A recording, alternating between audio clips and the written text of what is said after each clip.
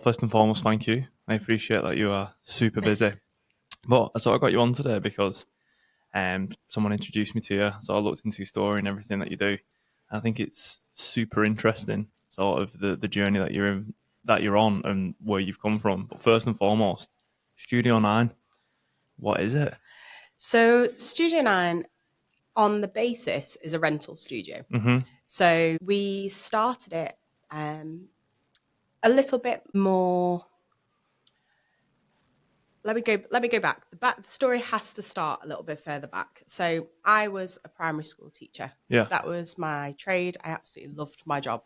But like I think most teachers kind of reached the point where I was like, I need a bit of a break from this. I'm ready to sort of have a bit of time off. So left in December of 23 and got on a one-way flight to Thailand.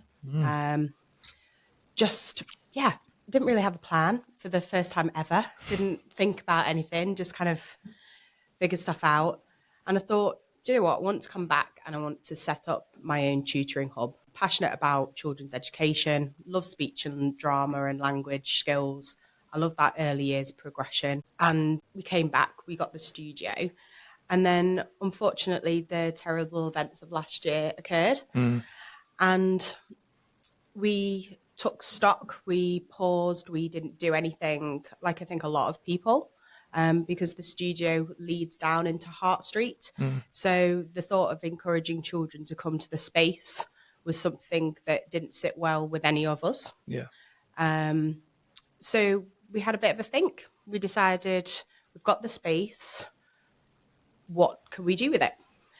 So the studios come from a lot of thinking, a lot of sort of figuring out what it is that could support local people, could support everything from small businesses, people that can't afford shops themselves yet, wanting to get their businesses off the ground, want to have sort of meetings with clients, or if they want to start, which what some people have, yoga studio space. So we're first and foremost a rental space. You can rent us, but we can be rented for kind of anything. We wanted to keep it as an ethos of holistic, supportive, encouraging community, but everything that has come to us from that has embodied it through and through. Even those small businesses that are, really business driven, they're coming at it from a place of, we're trying something new, we're trying something really exciting, we want to get our business off the ground. We want to be able to actually start something new, and that fits back into my teacher ethos where I'm there like, right, how can we make this happen for you? We can provide you with the space and then go for it. So that's where we're at with the studio. We've had ups and downs with it, like any new business does. We officially only opened on the 4th of January.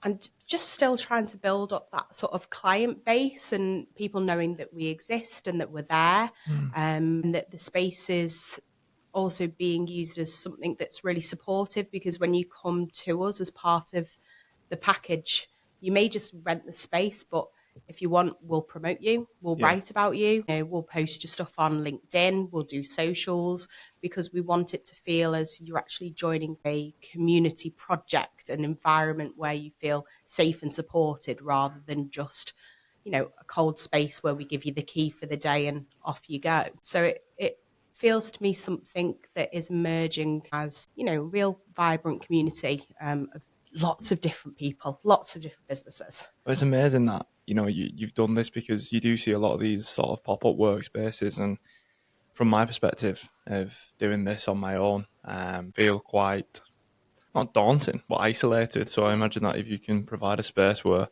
people can, come and have that community and almost make it feel like that everyday work environment, because you saw it from COVID and places like that. When people work from home initially, it was the best thing that ever happened. But when you lose that, again, that community, that camaraderie of being with people, it can flip quite quickly. So it's a great idea, and hopefully, by being this, we can get some people knowing about it locally and things like that.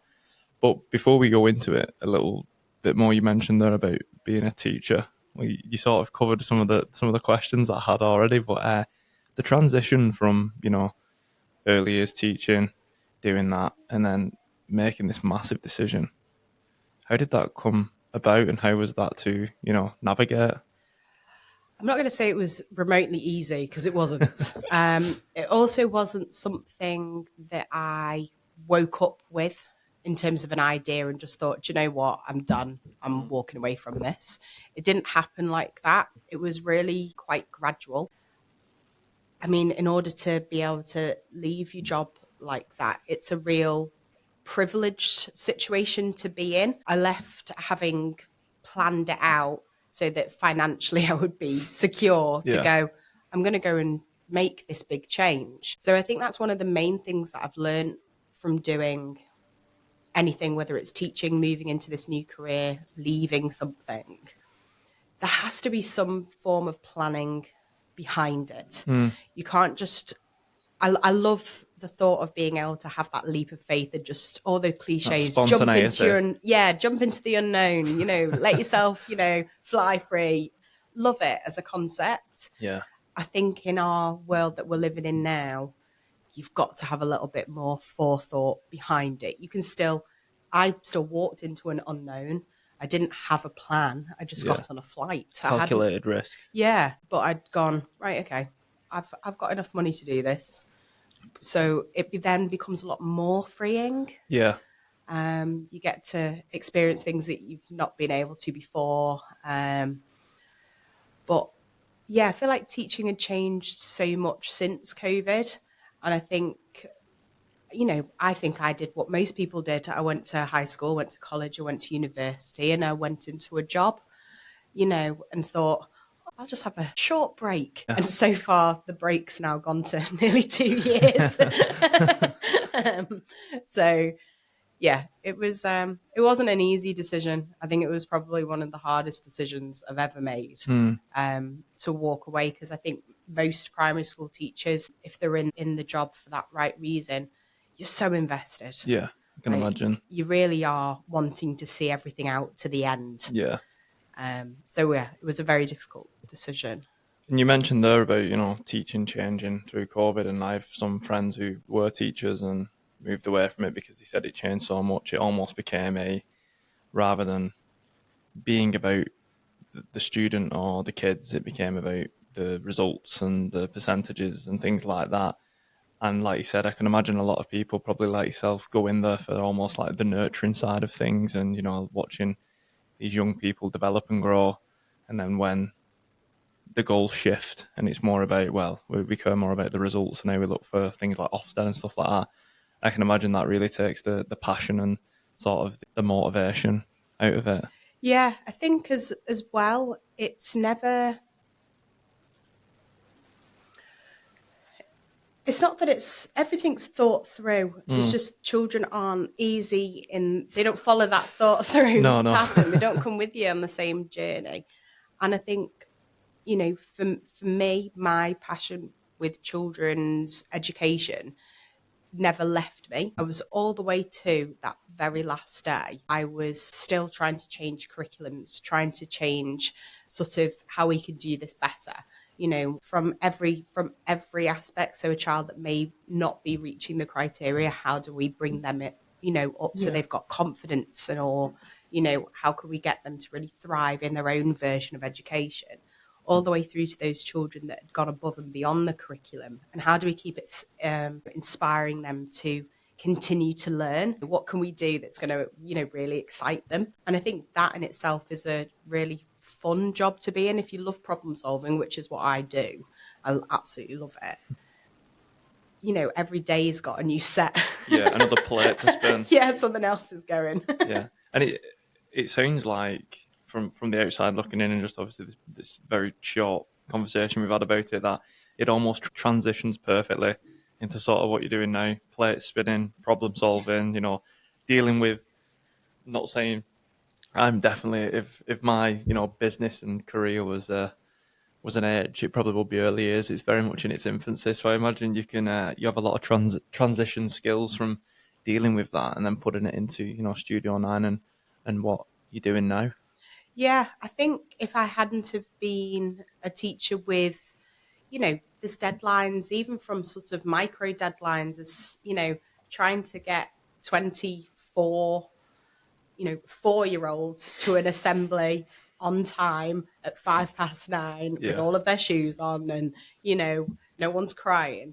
That's a micro deadline in itself. I think if you can do that day in, day out, not saying that everything else becomes easy in comparison, There's not much you can't do. but there isn't much then. That when you're then in a quiet room, like with a laptop and a phone, and all right, get to sort of let my brain unfold creatively without sort of the rest of that classroom distraction. It's been really quite exciting, to be honest, to see what I've been able to come up with.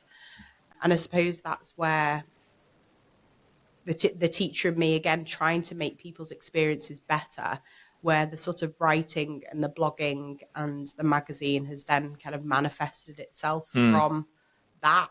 Sort of, how can we get your name out there? Your business sounds amazing. How do we tell people about it? Yeah. And that's just what I used to do with the kids in my class. Yeah. How do we champion you? How do we advocate for you? How do we tell your parents that you're amazing? And then you come up with all these, mad ideas. So it definitely does. There are a lot of people, I think, that leave teaching and they really struggle to find jobs afterwards because, you're trying to sort of not mirror your successes, but, a lot of people have financial mirroring that needs to happen. You can't take huge pay losses. And I think there is still like quite a bit of a stigma attached to teachers when they move out of careers into other ones. Yeah. Because most of us have got just teaching degrees. Almost becomes your identity. Yeah. And I think I've taken a real radical move sort of not to be in a classroom, but the teacher in you never leaves. I mean, I still tutor on the side. I still, absolutely love being able to do one-to-ones. You could create a curriculum from scratch. You can really get and dig deep into the heart of children's learning through that one-to-one support. Yeah, without it, I wouldn't have been able to step into what I'm doing. Yeah. No way. I feel like you have to be in it for the right reasons. I feel like you can see, though, just clearly by talking to you and listening to you, that there's a passion there to help people, help young people. And I think you mentioned there, I mean, I work at a university and I see a lot of these students, and a lot of them are doing it for the wrong reasons. A lot of them are doing it because they feel like they have to do it. And ultimately, I think that has a knock-on effect later down the line of, well-being, stuff like that, feeling not necessarily in that, not having the wrong identity, which might be the wrong way to say it, but to hear you talk about it so passionately, it's sort of it's very nice and reassuring, and sort of makes it that, even though you've moved away from it, you can still have that aspect of it, which clearly is so important to you. And you mentioned the magazine, but we'll get into that later. Something that I do want to pick up on is planning. Seems to be very ingrained into you. So I'm a terrible planner. You would loathe my plan. Has that always been a thing, or was that something that teaching instilled into you? It only happens within the professional aspect of my life. As a person, I'm late to things. I don't always know or remember that things are happening. It's something that I've had to almost force into myself. I've got to really think about it. My sister is also a teacher. She has lists. She writes lists and constantly sort of doing that. I don't do that either. When I'm planning, my plan is a creative map in my head. I feel like it's almost like a 3D imprint of what that plan is going to become. And then I backtrack. So it's maybe not the best way. I'm sure there's, lots of, people that do it differently. There's a lot of different ways that teachers are taught to plan. And a lot of the time it depends purely on what the school's ethos is, not necessarily what teachers do to make that planning better. But that's how I see it. It's literally like a 3D blueprint of, right, what will the lesson feel like when you're in it? What will that child actually be able to achieve and do? And physically being able to see that in an image and then attach the skills to it. And that's what I did with sort of the studio. So I've thought about what would it look like if I was somebody meeting a client? How would I want that to feel? What would I want that to look like? And then I worked back from there. Just because I think being able to sort of see it like that, I suppose it's quite a creative. I suppose a lot of artists 100%. kind of think like that. They've Yeah. kind of got an image, and it's never completely the same. No. It does change, and I think that's what makes it exciting, because when you do write something down, you almost then feel like you're committing to it. Whereas if it's constantly visually and manipulating change, in your brain, you've not committed to any of it, and you're kind of going, right. And I think that comes back to teaching. You've Yeah. got to be thinking on your feet. You could have written down and planned out the most perfect lesson. Then there's a fire drill right in the middle of it. And they're like, okay, well, Yeah. What do I do now? What do we do now? I have to get everybody out and the lesson's gone. So spending that time wisely then is probably the best skill that you can learn, is sort of like, what are the micro steps in order to get to that point? Yeah, almost like reverse engineering it, isn't Yeah. it? And I think you mentioned that something that is really important. And I think something like, from my background in fitness and personal training and speaking to people who, they might want to lose weight, and that is at the forefront of their mind, and they see that as an initial problem, but they don't have that end goal in mind. They don't prepare for, when the weight doesn't start coming off and it doesn't do that, and then they've almost not thought ahead too far. And I feel like there's a middle ground there, isn't there? I feel like if you work backwards from the end goal in mind, then you can sort of envisage the scenarios, the situations, the difficulties, the wins that you can have. I think a lot of people plan one step at a time, Yeah. and then don't necessarily always prepare for, the stick in the wheel or that trip up or that slip that you have. Yeah, and I think in that scenario as well, it leads back into mine in terms of having to be really honest with what the outcome can be. Yeah, 100%. There's no point in me thinking, right, all of this class, they're going to get the top 100 marks in every test, in every lesson. We're going to smash it all year. If that's my goal, we're not meeting that. Yeah. That's not realistic. It becomes demoralising. Yeah, and that's where I think a lot of people do. And that's what you say, especially if you're like trying to lose weight. If your end goal was to look like X, Y, and Z, and you've not reached that, you will, and then you inevitably give up. Yeah.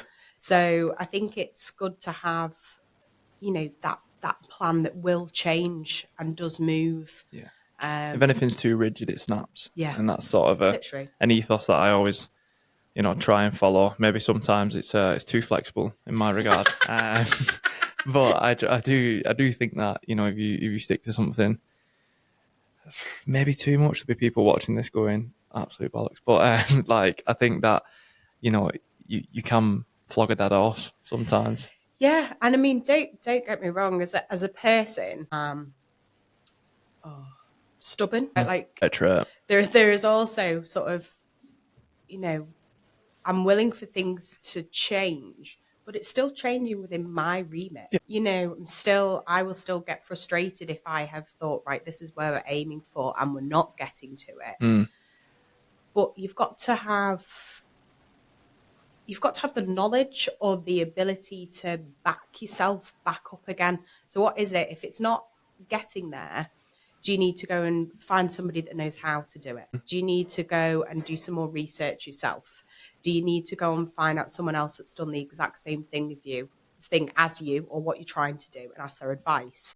Or do you need to give yourself a little bit of creative freedom, go for a walk, take yourself out of that problem and just let it unravel naturally? And I think that's where having all of those things, you might stick only to one every time, but I think being able to sort of have all of that in your back pocket and go, no, today is a walk day. I need to just get out. It's not fixing itself, or the problem's not doing it. Or, do you know what? Someone else has been through this before. Surely they've got some advice. Yeah, and I think that is a massive issue that a lot of people seem to have, is that they have this reluctance to lean on people or change routine in fear of it all going wrong from that. But it's very interesting to obviously hear you say that, and obviously the experience from teaching and how that goes into what you're doing now, and a complete segue tangent, which I'm very good at. But I do want to talk about this because I do think there'll be an aspect of this with like the creative aspect of it, and I can imagine trying to be creative constantly. I mean, I'm not creative whatsoever. I do this, and that's probably the most creative thing that I do. But like the editing and things like that, not very good at it. But I find it to be draining a lot of the time. And you mentioned there about getting out and going for walks and stuff like that. So segueing onto the magazine, a little bit about the magazine. How did that come about? You mentioned there about writing and blogging and being creative. What is the magazine, if you don't mind explaining that? So the magazine came from me speaking to people that have come to the studio, finding out all about their stories. A lot of people that have also, like myself, maybe stepped out of jobs or are changing careers or even getting into jobs from the very beginning. A lot of them that have reached out had real passion around what they were doing. Yeah. Like it was an infectious sort of, I want to be a part of what you're doing. And to begin with, I just started writing about it sort of in personal blogs. Somebody had told me around how your SEO language on like in the background of your website via blogging would really help drive your message out. Yeah. So I was like, that seems fairly straightforward. I'll go about and I'll figure this out. So went in fact Googled what SEO language was, because I was there like, I'm sure he said SEO. That's fun. Okay. So it started off from that. I wanted to get the message out about Studio 9 out there. So I started to just write about these people that were coming into the studio, started to then make a newsletter that was going out to subscribers. And then I actually came to an event at the Engine Room, and that was a real, like, just a really interesting day. I had read the leaflet wrong, which was all, when you're saying before about planning and stuff like that. Sometimes you do. When you're busy, you skim read, you don't do it. It was a meeting with what I thought was philanthropist Anna Rowe, who's coming to talk about money for arts and culture. Yeah. And I was like, excellent, a woman that wants to give people in arts and culture money. I'll go Ka-ching. to that. When in fact, her name was still Anna Rowe. She was in fact giving a lecture on how to find philanthropists for arts and culture. They're like, okay, so no one's going to give me any money from here. Fine. What a shame. But instead, what that room of people showed me was the diverse talent that's living in Southport. It was quite overwhelming, to be honest, how many people were doing totally different things in arts, culture, wellness, fashion, design. Like, it was unbelievable. And for somebody that had grown up in Southport and thought, like I'm sure most teenagers still do, there's nothing here. Yeah. Like, I was like, I was wrong. I was really, really wrong. There's loads here. They're just not shouting about it. There's no platform for it. So I went home that evening and again made the newsletter. But I don't know, a creative sort of wave came over me and I stayed up till 2 a.m. and made a 20-page magazine. Wow. And I don't, like I say, I don't know where it came. There was nobody had said, we need a magazine. Nobody's, been shouting about it. It was just an epiphany. It was just a sort of, all right, we'll have a go at this. Yeah. I think sometimes I'm a lot like, I would just wonder if we can. Yeah. I wonder if we can do that. And that comes back to, that's just from teaching days. Wonder if you can do that. We'll give it a go, see what happens. And I did. And I posted it online and people read it. And I was like, okay, right.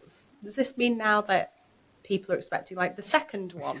So I interviewed a couple of people because the first magazine, I hadn't interviewed them.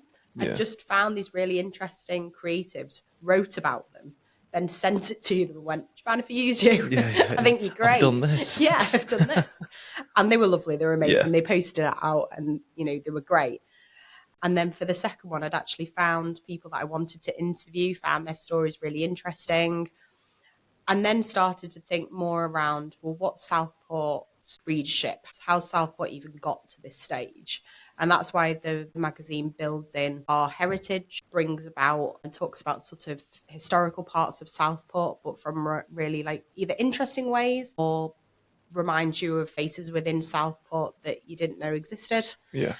And and then moves into sort of just telling you about people that are working here, whether they've been born and bred here or they've actually chosen to move here and they're doing things that are really interesting for the town. And yeah, it's kind of grown from there. So we're now at the stage where we've printed our first 100 copies. Wow. Which was just incredible within itself. And then in our August edition, we've now got all of these additional writers that have now got on board. So it's not just me writing anymore. We've got a PT on board that's going to give out, great tips and tricks and, how to use Southport as your fitness backdrop. Yeah. I've got an amazing lady called Sarah McKenty, who is from Comfortably Heard. She gives a great insight into like lots of different things and just reminds you of sometimes you just need to take that bit of a breather on yourself, bit of a break. So, they're really interesting, very thoughtful articles that she's been writing. There's so many more people that have got on board with us. Like this month we did a shout out for the RSPCA because they've obviously got animals there that are sort of sat in Southport going, we need homes. Yeah. And they're like, we'll send them over and we'll write about them. Nice. And then any sort of charity, local people that we could just champion, that's what we're doing. So we don't write news. I'm not a news outlet. Yeah. So because I can't tell you anything about what's happening with sort of local town businesses and stuff like that. But I'm trying to bring the heart of people's businesses to the forefront. Yeah. So why they're doing it. Southport people, I think, buy off other people. Yeah. They're not really, like, for example, my dad, if the Italian restaurant that he wants to go to isn't open or it's full, he doesn't go to another Italian restaurant because that's where he goes. Yeah, he loves it. And it's this, he's got the same thing for when he wants to go for a steak and a this and that because he knows the owner, because he's been going in and out of these places for years. For that relationship. Yeah. And I think there are so many businesses in Southport doing that where you buy from the person. Yeah. You buy into the experience, the feeling, or what they're trying to create. As a personality, doesn't it? If you go to sort of, I'm not going to sit here and say I don't go to chains and places like that because I do, but when you go to these businesses that are self-run, independent or family-run, etc., they have a personality and an identity, and that comes through. It shines through so much more. You see it when you go to like cafes and things like that. I feel like I'd always opt to go to a, like an independent cafe or something like that because it's just nice. There's a different vibe, isn't there? And I really think it's a super powerful thing that like you're doing by highlighting that. And it's interesting that you mentioned about Southport and the news and sort of all that aspect of it, because it probably does come from the news and people always going about doom and gloom. Like, I don't read the news. I try and stay away from it because it'll just make you live in your house and never come out and stockpile toilet roll and tins of food forever. But, there's so much good news, and I know it's not news what you're doing, but there's so much good out there and good stories, but it's not highlighted in a way that the average person can do it, because obviously the demographic in Southport's a little older than most places. But, when we're doing things like this, the podcast, and we're on social media, that's really good to sort of build up that next, generation that are coming through and our generation and things like that. But the people that are still here and, they read the newspaper every day and do stuff like that, that's not highlighting what's going on in local businesses and that. So I think it's amazing what you're doing, and what an epiphany to have. I know, and I think part of me is I'm really excited to see where it will go to in terms of the main ethos behind the magazine was to showcase Southport and, your Birkdale, your Churchtown, Ainsdale, the whole area that encompasses the town. What an amazing place this is to be, because it's changed and is changing so much. And I could also write the exact same amount of pages on doom and gloom. Oh, 100%. You could easily probably double do it. the exact same thing and just go, right, here it is, here's a really negative outlook. I don't choose to be like that as a person, so I don't choose to write like that. And I think the more I've been out and spoken to people, and the more now that people are sort of reaching back and going, you interested in my story? And I'm there going, yes, you don't have to be a big, thriving business. This isn't a, everybody that's in it has, thousands of followers or is, making millions of pounds. Absolutely not. If you've got a small club, if you've only got 3 members, or you're just doing something by yourself, you're starting a business for the first time, or actually you're just doing something really good for the community. If you want to share that story, just because you've got less of this or you think less of that, absolutely not. Everybody's story is valid and equal, and it shouldn't matter. And I think that's what I wanted the magazine to be about. It's about having that platform. Your story is valid regardless of age, cultural background, what your job is. Everybody's story is valid. I feel like a lot of people have like an inferiority complex. I feel like Yeah. because they don't have X amount on social media. I mean, I definitely have it. Sometimes I do this and think, why would anyone want to listen to this? Why would anyone want to be involved in this? Why would people want to come on? And but even if there's a percentile of people, so like the aim of this and always has been, if it just helps one person, what a massive difference that is. Do you know what I mean? And I think a lot of people sort of just don't feel good enough, and I think that's a real awful thing. When in reality, like you said, everyone's story is valid, but everyone starts somewhere.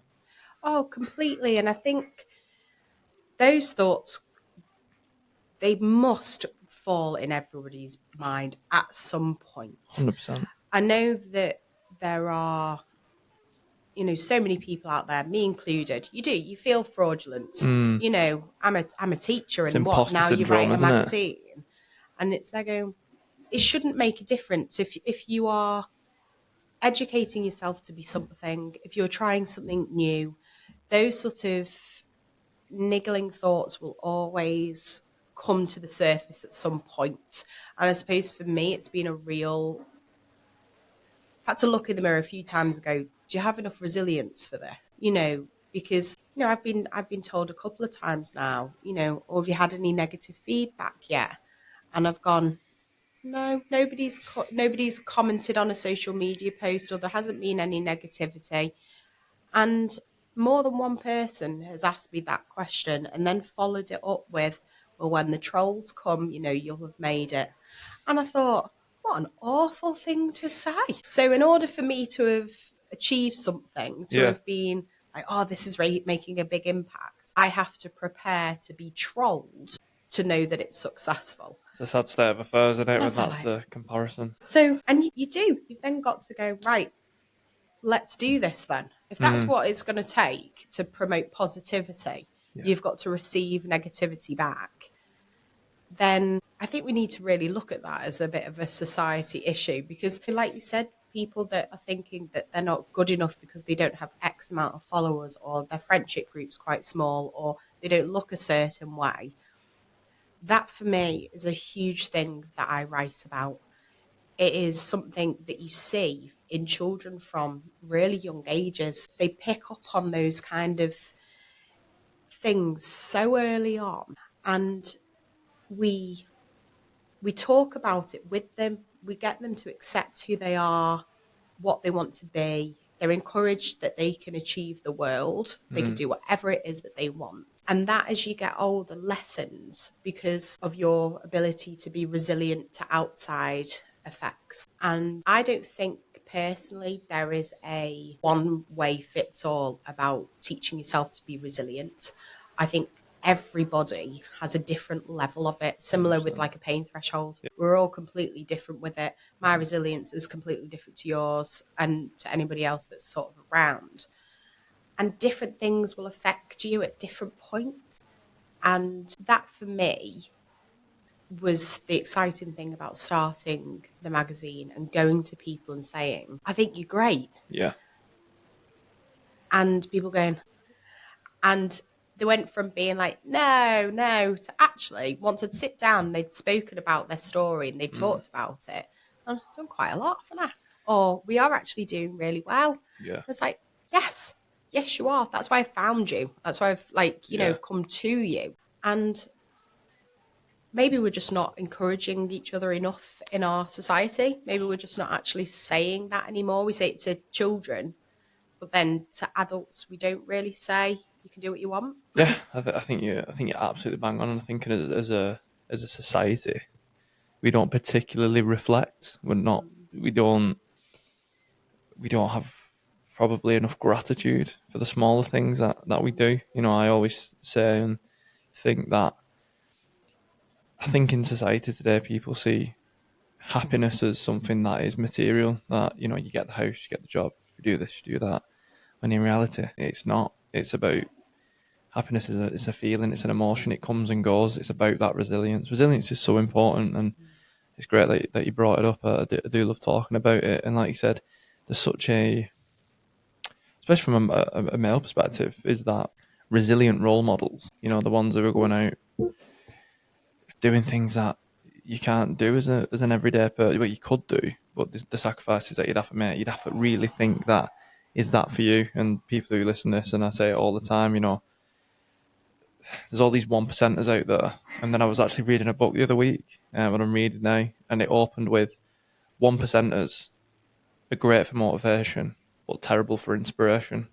And I was like, that is such a good quote, because, you know, you can't always replicate what everyone else does, and then you've got to run your own race. You are different. You have your own levels of resilience. You have, you know, you might have a lot of similarities with someone, but you are unique. And again, this is what the podcast is all about. It's to show people that we're all very similar. Our problems probably are very similar, but the fact that you are unique doesn't necessarily mean that the habits and the routines that you have in your life will work for what I have in my life. But even if one does, and that's the game changer, well, there you go. That's massive. Completely. And that's where, the magazine is changing sort of each month to reflect sort of the meetings that I have with people, the insights that we can give to people, the fact that actually we're all here in the same time together. We can either choose to uplift each other, write about each other, support each other, promote it as a town that is, one of the leading places in the UK for independent businesses. Mm-hmm. I think that's sometimes very much overlooked. It's a great place to be coming and living for that easier lifestyle. If you love being outdoors, if you're able to really encompass everything that the town has to offer and sort of showcasing it to its best, I suppose, because it's best or it's people. We're not writing about closed shops or, businesses that aren't open. We're writing about the people that are on the ground, the positives that are making this change, Yeah. Whether it be micro changes or big changes. And I think all of that leads back into the studio. If you've got a small business, we've got a space for you to come and use, whether it's just greeting clients, using it as a space to run a podcast, or you've already got a business up and running and you're just looking for a venue to sort of see, well, does it outwardly work? I'm really proud of where it's all going. There are no guarantees of anything in life. No. Like there isn't. You've got to work hard. And, if you see me in a classroom in a few years' time, people might think, oh, she failed then, that magazine thing that she was trying didn't work, or, a business didn't. And I think, again, that's such a negative viewpoint. I haven't failed. I've learned loads. Yeah. And what I've actually then chosen to do is go, actually, my talents are best served doing something different or changing or doing something new. And I think I would love to see, teens writing in the magazine, hearing that younger voice coming through, that next generation, and for them starting to feel some empowerment. Because I remember being a teenager, you think you've got all of the right ways of solving every world problem. You just think every adult is doing it so wrong. And I think it'd be really good to hear about it. But I think, why not? Like, I'm sure we why can not? all learn something from it, and seeing it from a different perspective. And if not, I'll probably just learn a new language because I'll be reading something that I don't understand, and that in itself is not Full Duolingo deep Yeah. dive. Yeah. But you mentioned there about, you know, if in 5 years you're back in the classroom, at least you won't have that regret. There won't be any regret at all. And I think, you know, from my perspective, I wouldn't be a true teacher if I hadn't gone and actually lived out what I was telling kids to go and do. Yeah. Go and live your dreams. Go and achieve what you want to. Try, fail, try again. That's what education and what life is about. You know, I dreamed of going traveling, so I went and did it. You know, from that, I've gone, oh, wonder if there's a different way of educating and teaching children. So the ICANN Education Tutoring, you know, centre started. That is still, you know, I'm still tutoring children. I get to create curriculums now that suit individuals. I get to, you know, enable their confidence, you know, for public speaking, for being able to walk into a classroom, a room, a party, and actually feel secure in their own selves. I get to see those wins alongside still living my dream. So, from my perspective, it'll be win-win all round. I think it's so positive to hear that, because in any profession, in any walk of life, I feel like people have aspirations and goals and dreams. And, you know, something my dad always says to me is, don't die wondering. And I think resentment comes a lot from that. I think they see people doing what they want to do, hence these trolls on social media and doing this. And because they didn't have necessarily the bottle to do it, they then channel that energy into being a troll, saying nasty things to the people who do it. And I could understand where people come from that perspective. Like, when you get trolls, you've made it. I get that. Again, it's a terrible outlook and a terrible reflection of society. But I think that, you know, that when that day comes, well, to be fair, it's happened, but when that day comes, I sort of think that at least I'm doing it. Well, that's it. And I'm here doing it. And that's it. I'm out there. I've given it a go. I think it's been more difficult than I had anticipated. You know, I think those people that have gone into business and are making huge successes financially or personally or whatever, that are in that section of their career where they can reflect and look back on it, I absolutely applaud them. It is grafting to the extreme. And I think that shouldn't be underestimated. I think if you are going into your own career, if you do want to open your own business, you do want to work on your own, whether it's freelance or whatever, it is a lonely process. It is something that takes, we'll go back to that word resilience again, another level of it. I think to really believe in what you're doing and that this is going to work, or what I'm doing is for a purpose. I think to be able to articulate that to yourself more than you articulate it to others is a really important thing, and that you're not just doing it for fame and the glory and this. That's not the point. I had a networking event with some fabulous women that I know, and that was the piece of advice that I offered up. We did, like, you know, went round the table. What's your piece of business advice would you give? And mine was, when it's all done and dusted and the money's in your bank account and that dream that you had, you've achieved it. I've got it. Whatever it was, how am I going to feel? Because at no point in all of my planning have I actually sat there and gone, oh, when I get this dream, this, you know, whatever it is that I'm thinking of for my business and what it looks like in 5 years' time, I haven't then thought, I'm going to feel content. Yeah. Or I'm going to feel, right, what's next? Or I'm going to feel happy, or, you know, like, yay, I did it. Like, I haven't actually thought that bit through. I've just gone, well, it's just going to work and it's all going to be or it won't. I think that's important though. I Like, think too many people sort of, it's like if you play sports, there's the expression of like, I'd already won the point before I played it. It's sort of like, I know what it'll be. yeah. And then like we go back to what we were saying before, people don't have that. I know we talked about it, but the resilience to deal with them issues that come there, or they get to where they thought they'd be in 5 years and it doesn't look anything like what they anticipated. And then they completely crumble. And again, like a question that I wanted to ask you, you sort of alluded to it slightly then, but how important is passion? Oh, I think it's your main driver. I think my passion to want to create something that I'm proud of is what is currently pulling me through. I've done the whole, want it, like say when you're in sport, you do some people do it for intrinsically. They're real intrinsic people. They just love going for really long runs and they're sort of just doing it because this is what I love to do.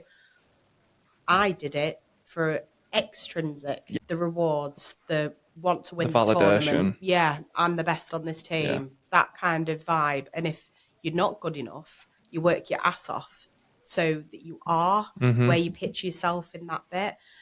And I've done that in my early careers as well. If I'm not where I need to be, I will keep working till I get it. Whereas now, and I do think it comes with age, I think it comes with having lived that and realising that extrinsic only hits so far. Yeah. It only, because once you reach adulthood, you're not getting rewards. They're not coming. No. You understand that you're not the center of the universe. Yeah. I think when you're a teenager, Yeah. you cannot fathom that. Yeah. You are not the main character of this infinite show that is going on. And it's so interesting that when you see adults who are still in that mindset and the sort of the attitude that they have towards life, and they're probably the ones that are the trolls. You know what I mean? They're the ones that sort of like can't understand that we are just a tiny, tiny part of it. And people don't probably care as much as you think they do. No, I would say that I've been told that a lot. Like people but when you're overthinking things, It's a massive positive. Yeah. And kind of going, especially when it came to the first few months when I was doing social media for the sort of first time. That first reel you put on of yourself. Yeah. And you're there going, and you're overthinking it. And I do think that advice is really valid. Yeah, it is. People don't care as much as what you think. Yep. And that for me is the same reality with the magazine, with the studio, with my business. People don't care about it as much as what I do. Yeah. For a lot of people, it will just be that magazine that they pick up, flick through it, put down, and think, well, that was weird. Like, what's she talking about? Or I don't even know who these people are. And that's fine. But there might be that one person. Yeah. Someone else might pick it up and think, oh my goodness, they're starting that business. That sounds so exciting. I want to get involved. Yeah. Or, maybe I won't leave, Southport and go to university. Maybe instead I'll try a small business or a startup or, work through the summer to get money to be able to do my own podcast. Yeah. There are lots of different ways in which you can achieve your passion. And I think as long as you're doing it so that you remain the person that's proud of it at the end, then that's really all that matters. Because, people don't care as much as what you kind of think they do 100%. or that you wish they did. Yeah. You can always, It's a double-edged sword, isn't it? Yeah. And I think that, it is mad when you think about it to be like, people don't care as much as you think, and then you're like, I wish people cared more. And then someone does troll you, and you're like, fucking hell, like, I've got my wish. But it's not in the capacity in which you wanted it. And, it's so reassuring to hear and super positive to hear that there's someone out there trying to change that narrative. So I feel like you said that it definitely is a societal reflection, and there's definitely a place for more positive, good feel stories. Yeah, definitely, because I'm not having to search for them. No, they're already there. They're already there. I'm Yeah, not, I'm not making them up. I'm not having to sort of, spin the story. yeah, The story's just there. yeah. And people do want to be positive. Mm-hmm. You know, they do want to sort of have that contented, happy life. Very few people will seek out drama. We're not all wanting to live on that knife edge of sort of Yeah, anxiety. any minute it could blow up. Yeah. It is something that I'm hoping will grow and change the way we look at Southport Yeah, as living here, but that outwardly people look at us more as a business destination for independent, for places to go for arts, for culture. I mean, the food, the restaurants here, we've not even touched on those. no. They're exceptional. There used to be a huge north-south divide in that regard. Not anymore. Like, you can have whatever you want up here and it will Yeah, be top quality. So, and I think that's it. It's just showing a little bit of pride as to where I've been. I was yeah. brought up here. Mm-hmm. It's brought me up incredibly well. Yeah, So why not spend just a little bit of my time, like giving back a yeah. little bit? Returning the favour. Yeah, Yeah, returning it. And yeah, putting the passion that I used to have and use in the classroom yeah, to now, yeah, just use that energy in a different way for a little bit. Because it's really fun. It's actually really good fun. I mean, you can tell like so much passion does come through it with you, and you're doing it for all the right reasons, and doing this, you sort of get to speak to people on a level for the first time that Yeah. you don't necessarily get to speak to them without I mean, I'm sat here in front of a laptop and a mixing board, but let's forget that hypocrisy for a second. But like, you don't get to, you don't have the distractions of life. You don't have the phones. You don't have, oh, I've got to be doing this. You've got to do this. You've got a set time. And and honestly, you can tell this is 51 episodes I've done now. And there's been times within it where, people they haven't got exactly necessarily the right Yeah. values towards it. But it's always super reassuring, and it's motivating. It's motivating to hear someone like yourself who's super passionate and wants to do it, to continue these things. But like I said, we've just smashed an hour. It's So quite easy. yeah, it's easy work. We could have gone for hours, Yeah. but we'll do it again, because Yeah. there's loads that we haven't touched on that I'd love to ask you. But before you go, there's two questions that I ask every guest at the end of the podcast. And I always play a game with myself to see if I can guess what they are after speaking to you. So if there was 3 habits or routines that you do in your everyday life that you would recommend to the everyday person, what would them 3 habits or routines be, and why? Do I have to actually follow them, or they're just really good advice? The ones it's funny, you've almost answered the next question. I want the ones you do first. So what I'm going to put the word try to do. Yeah. I think for me, they're all growing habits. Yeah. I love the transparency. Yeah. Well, you've got to be, haven't you? Like, I'm a flawed person. I try to schedule everything now within an online calendar. Yeah. So that is habit number 1. Google Calendar saved my life. That's what I've done. Literally color coded, but Yeah, all of the color codes after a while have kind of merged. Yeah, there's not enough color codes. So I do. It's nice to meet someone as eclectic as me.